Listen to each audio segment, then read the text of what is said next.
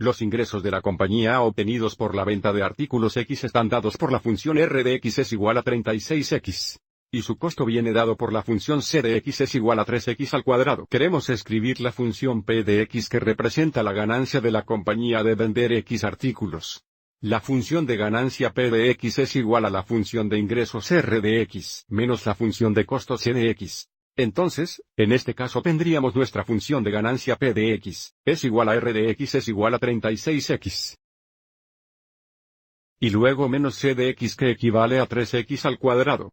Pero debe tener cuidado si la función de costo es más de un término para asegurarse de restar toda la función de costo. Sin embargo, para nuestra función de ganancia final, escribamos los términos en orden descendente, así que escribiremos P de X es igual a 3X al cuadrado negativo y luego más 36X. A continuación, se nos pide que escribamos la función como una ecuación cuadrática estableciendo P de X igual a 0. Entonces, si establecemos P de X igual a 0, tendríamos la ecuación 0 igual negativo 3X al cuadrado más 36X. Más importante aún si establecemos P de X igual a 0 y resolvemos. Determinamos los puntos de equilibrio para la empresa.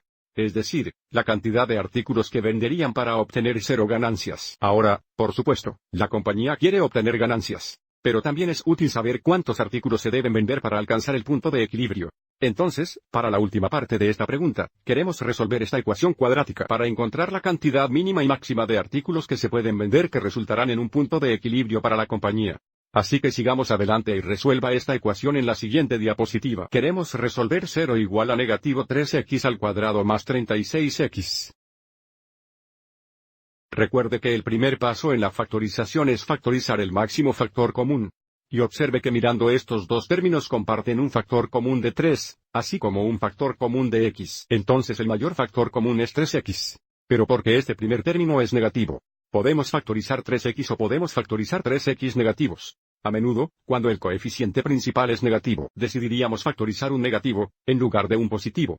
Así que sigamos adelante y escribamos esto como 0 igual, factorizaremos negativo 3X. Así que factorizamos negativo 3X. De 3X al cuadrado negativo, nos queda un factor de X. Y aquí tenemos que tener cuidado. Si factorizamos 3X negativos de 36X positivos, nos quedaríamos con 12. Negativo. Observe que negativo 3 veces X negativo 12 nos da 36X positivo. Entonces, este producto es igual a 0 cuando negativo 3X es igual a 0. O cuando el factor de X menos 12 es igual a 0. Entonces aquí dividimos ambos lados por 3 negativos. Por supuesto, 0 dividido por 3 negativos es 0. Entonces X es igual a 0 o, aquí agregamos 12 a ambos lados.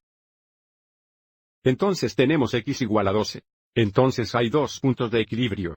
Si la empresa vende 0 unidades, obtienen 0 ganancias. Si la empresa vende 12 unidades, todavía obtienen 0 ganancias. Volviendo a la pregunta. Entonces, la compañía debe vender al menos 0 unidades para alcanzar el punto de equilibrio. Y la empresa puede vender como máximo 12 unidades. Y aún así se equilibra. Esperemos que la compañía venda en algún lugar entre 0 y 12 unidades para obtener alguna ganancia. Espero que esto haya sido útil.